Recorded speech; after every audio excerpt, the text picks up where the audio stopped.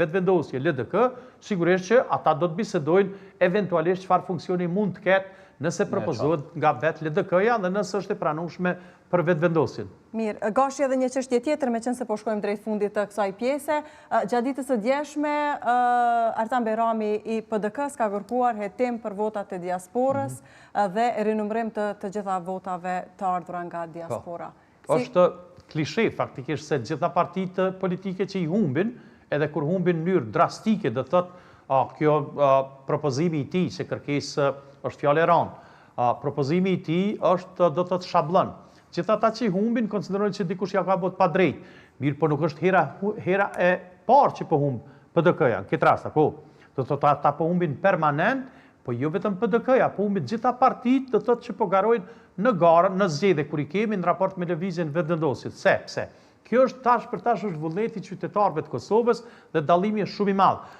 Propozimi i tij sigurisht që janë institucione tjera duke filluar prej KQZ-s që çfarë mendojnë lidhur me këtë propozim. Mirë, po besoj që na duhet i pranojmë rezultatet zgjedhore dhe nëse ka eventualisht indicje të besueshme, informata të besueshme, janë institucione tjera që merren që kushdo që thot Artan Bejrami, unë ti apo kushdo tjetër, duhet ta bëjmë të bindshëm, do thotë që diçka eventualisht ka prova që ka ndodhur, e jo vetë japim deklarata të tilla të cilat prap janë helmuese për opinionin e Kosovës, sepse askush nuk mund ta mohoj që zgjedhjet kanë qenë super okay, super mirë të organizuara, edhe që dihet kush ka fituar, kjo që i thatë më herët partia e parë, po del partia fituese, lëvizja vetëvendosje, kështu që Artan Bejrami me kon lëvizjen vetëvendosje kur s'kish kërkuar një gjë të tillë, për shkak se ata që fitojnë, do thotë e dinë, ata i kontrollojnë sigurisht të bëjnë maksimumin e kontrollimit të atyre të votave ditën e votimit, por mas sa janë institucione të tjera.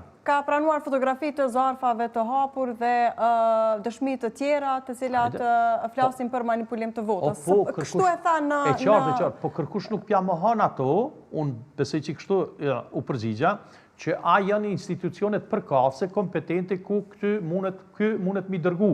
Mirë po me që me fotografie dhe fotografia me qeni prej provave që pas ka pas manipulim, sa pas ka qeni manipulim. Si mas ti, kështu që rrugën e ka, thjesht në të shkën të Laura Kula është prokurorin e shtetit, ajo gjithmonë do thotë është prokuroria kryesore që merret me çështje eventualisht të manipulimit gjatë votimeve dhe nëse e provon këtë është super mirë, por nëse se provon, ku po mbetet kredibiliteti? E qartë, Gashi, të falenderojmë shumë që ishe sot në studion e Zitës. Faleminderit shumë.